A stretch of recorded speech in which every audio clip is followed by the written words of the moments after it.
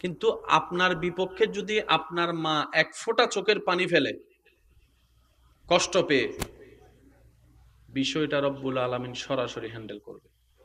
আমরা সবাই জানি, সবারই চাওয়া জান্নাতে যেতে চাই, তাই তো এত কিছু করা, নামাজ রোজা হজ যাকাত ভালো কাজের চেষ্টা, জান্নাতে যাওয়ার জন্যই তো। আর নবী রাহমাতুল্লিল আলামিনের হাদিসে ঘোষণা সবারই জানা, তোমাদের জান্নাত তোমাদের মার পায়ের। তো আমরা আসতে কি শুধু মা লেগেছে না বাবাও লেগেছে? আমরা দুনিয়াতে আসতে মাও লেগেছে বাবাও লেগেছে।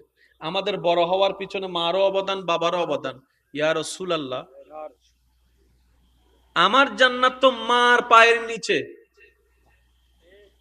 তাহলে বাবার অবদান কি? বাবার গুরুত্ব কোথায়? রাসূল বলে তুমি বুঝো নাই, তোমার জান্নাত যেটা তোমার যাওয়ার স্বপ্ন, সেই জান্নাত হচ্ছে তোমার মার সন্তুষ্টির মধ্যে, আর সেই জান্নাতে ঢুকার দরজা হচ্ছে তোমার বাবার সন্তুষ্টির মধ্যে। সুবহানাল্লাহ।